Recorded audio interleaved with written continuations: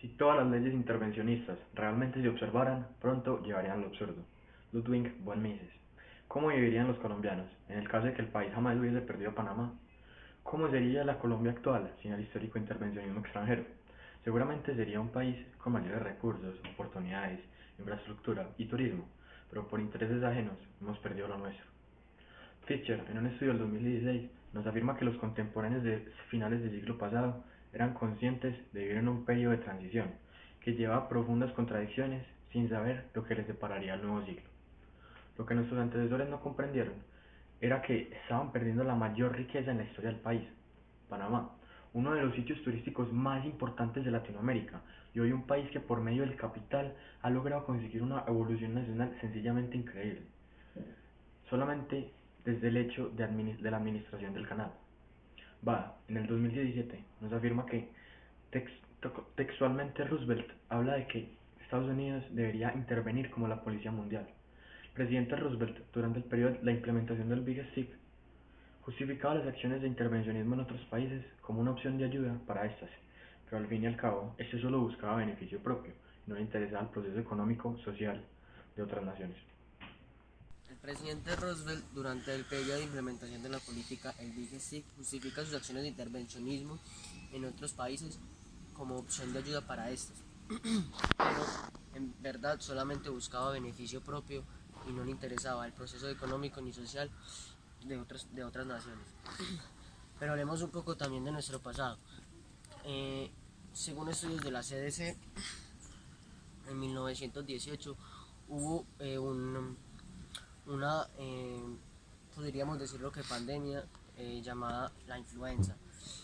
El problema es que en estos tiempos no se hablaba nada de vacunas o tratamientos científicos ni medicinas avanzadas para tratarlo. Pero entonces, ¿qué se hacía para poder manejarlo? Se implementó cuarentena obligatoria, se implementó cierre de lugares públicos tanto como teatros eh, y escuelas, y también se, se hizo una buena promoción del lavado de manos y aseo personal. Pero el problema no era solamente la influenza, el problema de la influenza es que también trae consecuencias como por ejemplo la neumonía. Y como dije antes, no se tenía eh, un buen impacto, pues no se tenía como buenos medicamentos ni la ciencia estaba tan avanzada, entonces hacía que muchas personas murieran. Pero con el tratamiento que dije anteriormente se logró manejar con el buen aseo personal y cuarentena obligatoria. Muchas gracias. Por otro lado, en la actualidad sobre el COVID-19 sí hay evidencias de similitudes y diferencias respecto a una pandemia ocurrida en 1918. Esta se ha descubierto rápidamente a diferencia de la pandemia de la gripe española, que como se dice coloquialmente, esta pandemia ocurrió sin avisar. Es decir, que por falta de los conocimientos científicos de la época, avances de la ciencia, no pudieron comenzar a desarrollar una cura instantáneamente por el desconocimiento de ese virus. Como se puede evidenciar en este momento, la mayoría de los países han cerrado sus comercios, vuelos internacionales, nacionales. Gracias a todos estos hechos se está viendo el real actuar de los países, es decir, que cada nación está tomando sus propias decisiones. Para concluir, se puede decir que Colombia ha sido gran víctima del intervencionismo de los Estados Unidos, una nación que ha efectuado muchas políticas que solamente se ejecutan por los intereses de ellos, sin importar lo que les suceda a otros países.